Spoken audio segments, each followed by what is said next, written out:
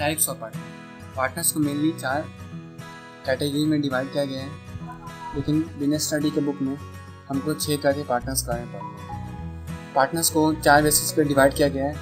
पहला है capital contribution, दूसरा है मैनेजमेंट या पार्टिसिपेशन इन डिसीजन मेकिंग भी कह सकते हैं, तीसरा है शेयरिंग ऑफ प्रॉफिट्स और लॉस, चौथा है लायबिलिटी। इन बेसिस पे कैटेगराइज किया गया है। तो एक्टिव पार्टनर कैपिटल कंट्रीब्यूट करता है, मैनेजमेंट में पार्टिसिपेट करता है यानी कि डिसीजन मेकिंग में पार्टिसिपेट करता है, लॉस भी शेयर करेगा और प्रॉफिट भी शेयर करेगा। इसका लायबिलिटी अनलिमिटेड होता है। अगला है स्लीपिंग पार्टनर, जिसको डोमिनेंट पार्टनर नहीं कहते हैं। ये भी कैपिटल कंट्रीब्यूट करता है, लेकिन ये मैनेजमेंट में पार्टिसिपेट नहीं करता। ये भी प्रॉफिट और लॉस शेयर करता है। इसका भी लायबिलिटी अनलिमिटेड होता है। पार्टनरशिप में जितने भी पार्टनर्स होते हैं उन सबका लायबिलिटी अनलिमिटेड ही होगा। अगला है सीक्रेट पार्टनर। सीक्रेट पार्टनर भी कैपिटल कंट्रीब्यूट करता है, मैनेजमेंट में पार्टिसिपेट करता है, लेकिन सीक्रेटली। ये पब्लिकली पता नहीं होता कि लोगों को कि ये पार्टनर भी मैनेजमेंट में पार्टिसिपेट करे। शेयरिंग ऑफ प्रॉफिट और लॉस ये भी शेयर करता है। अगला है लायबिलिटी। इसका भी लायबिलिटी अनलिमिटेड होता है। फिर नॉमिनल पार्टनर आता है। नॉमिनल पार्टनर्स बाय स्टॉपल और पार्टनर्स बाय होल्डिंग आउट लगभग सिमिलरली हैं। कंपनी के बिहाफ में रिप्रेजेंट करता है उसको नॉमिनल पार्टनर कहते हैं, लेकिन वो कैपिटल कंट्रीब्यूट नहीं करता, ना ही मैनेजमेंट में पार्टिसिपेट करता है और ना ही प्रॉफिट और लॉस शेयर करता है। सेम ऐसा ही पार्टनर बाय स्टॉपल और पार्टनर बाय होल्डिंग आउट में भी। पार्टनरशिप में कोई माइनर मेंबर उस फर्म का पार्टनर नहीं बन सकता, लेकिन माइनर पार्टनरशिप फर्म का बेनिफिट ले सकता है अगर बाकी पार्टनर्स सभी पार्टनर्स एग्री हो तो। पार्टनरशिप बिजनेस ऑर्गेनाइजेशन को 2 बेसिस पे डिवाइड किया गया है। पहला है ड्यूरेशन और दूसरा है लायबिलिटी। ड्यूरेशन के बेस पे पार्टनरशिप को भी 2 पार्ट में डिवाइड किया गया है, पार्टनरशिप एट विल और पार्टिकुलर पार्टनरशिप। लायबिलिटी के बेस पे भी पार्टनरशिप को 2 पार्ट में डिवाइड किया गया है। पहला है लिमिटेड लायबिलिटी और दूसरा है unlimited liability. Partnership at will में ये बिजनेस तब तक कंटिन्यू होता है जब तक कि पार्टनर्स चाहते हैं, और कोई पार्टनर अगर टर्मिनेट करना चाहता है या उस बिजनेस से बाहर निकलना चाहता है तो वो एक नोटिस देगा और उस पार्टनरशिप बिजनेस से बाहर निकल सकता है। दूसरा है पार्टिकुलर पार्टनरशिप। इस बिजनेस को मेनली एक प्रोजेक्ट को पूरा करने के लिए ज्वाइन किया जाता है, जैसे कि किसी बिल्डिंग का कंस्ट्रक्शन हो गया। ये पार्टनरशिप ऑटोमेटिकली डिसॉल्व हो जाता है जब वो प्रोजेक्ट पूरा हो जाता है या उसका टाइम ड्यूरेशन खत्म हो जाता है। अगला है लायबिलिटी के बेस पे क्लासिफिकेशन।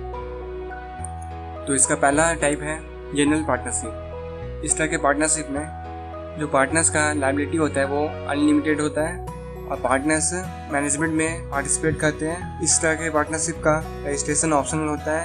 ये कंपलसरी नहीं है कि उनको रजिस्ट्रेशन कराना ही है। अगर किसी पार्टनर का डेथ हो गया या रिटायरमेंट उस पार्टनर ने ले लिया या कुछ और जिसकी वजह से वो बिजनेस में कंटिन्यू नहीं कर पा रहा है तो वो बिजनेस भी अफेक्ट होता है। अगला है लिमिटेड पार्टनरशिप। लिमिटेड पार्टनरशिप में किसी एक पार्टनर का लायबिलिटी अनलिमिटेड होता है, बाकी पार्टनर्स का लायबिलिटी लिमिटेड होता है। जिन पार्टनर्स का लिमिटेड लायबिलिटी होता है वो मैनेजमेंट में पार्टिसिपेट नहीं करते, उनके डिसीजन को फॉलो करना कंपलसरी नहीं होता। वो सजेशन भले दे सकते हैं। लिमिटेड पार्टनरशिप का रजिस्ट्रेशन करना कंपलसरी है। इस तरह का पार्टनरशिप पहले इंडिया में परमिटेड नहीं था, लेकिन इसको 1991 में न्यू स्मॉल इंटरप्राइज पॉलिसी के अंडर इसको परमिशन दिया गया। इस पार्टनरशिप के पीछे मोटिव ये था कि पार्टनरशिप फर्म्स जो है उनको हेल्प की जाए ताकि वो इक्विटी कैपिटल रेज कर पाए अपने फ्रेंड्स और रिलेटिव से, जिससे उन्हें स्मॉल स्केल पे हेल्प।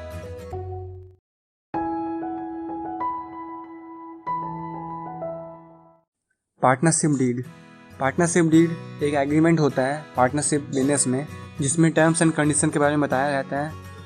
कौन सा पार्टनर कौन सा एक्टिविटी को परफॉर्म करेगा, कौन कितना सैलरी देगा, बिजनेस का ड्यूरेशन क्या होगा, बिजनेस का नेचर कैसा है, ये सारी चीज़ों को बताया जाता है। पार्टनरशिप डीड रिटन भी हो सकता है और ओरली भी हो सकता है। एडवाइसेबल होता है कि पार्टनरशिप डीड को रिटन किया जाए ताकि वो एक एविडेंस हो उस बिजनेस के टर्म्स एंड कंडीशन के बारे में। पार्टनरशिप डीड में कुछ चीज़ें इंक्लूड होती हैं, जैसे कि उस फर्म का नाम, बिजनेस का नेचर, बिजनेस का लोकेशन, बिजनेस का ड्यूरेशन कब तक चल रहा है, किन पार्टनर्स ने कितना इन्वेस्टमेंट किया है, प्रॉफिट और लॉस का डिस्ट्रीब्यूशन कैसे होगा,